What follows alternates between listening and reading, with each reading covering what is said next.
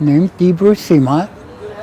I'm from rural Michigan. I'm 63 years old.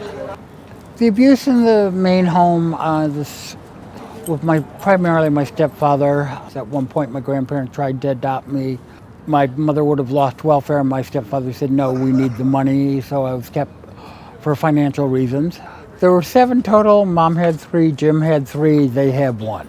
Being on the farm with my grandparents, we had lots of dogs and stuff around. I had a dog given to me, and Jim put the dog to sleep with a shovel. Woke me up to clean up the mess. My grandmother, her dying wish was that I would finish high school, and I did go back and finish my high school. I went to work for Salvation Army, didn't like the theological, went to work for Red Cross.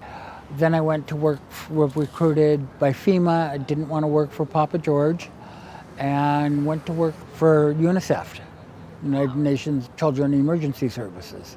Went all over the world for tsunamis, fires, earthquakes. I did a lot of running around and carried a lot of messages for people back in the 60s and 70s. We didn't have texts, and we didn't trust our telephones not to be tapped, and Abby Hoffman and stuff, and I ran messages.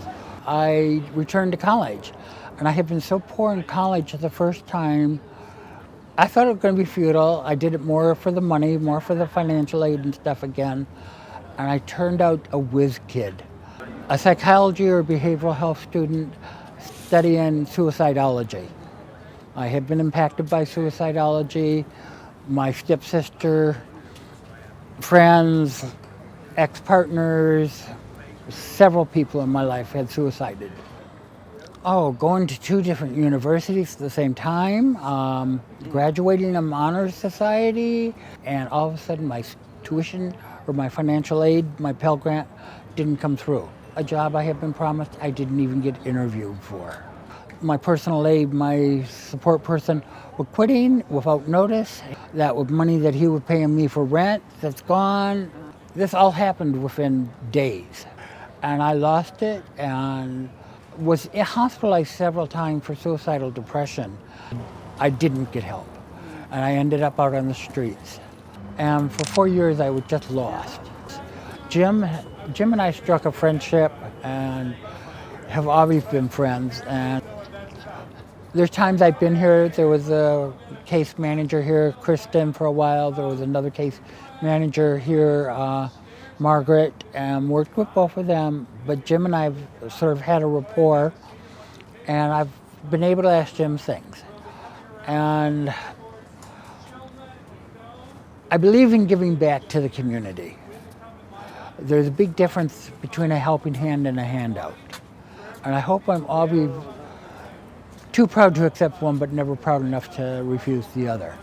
I've talked to Sharon, who does the clothes here, at one morning a month, and I'm supposed to help her by starting to fold clothes and sort clothes and stuff for her. Finally this year, I got hooked up with Telecare Agewise, and I was the first one moved in from Telecare Agewise into the new palace. I have spinal stenosis. The spinal stenosis has advanced over the years. It is very painful regularly.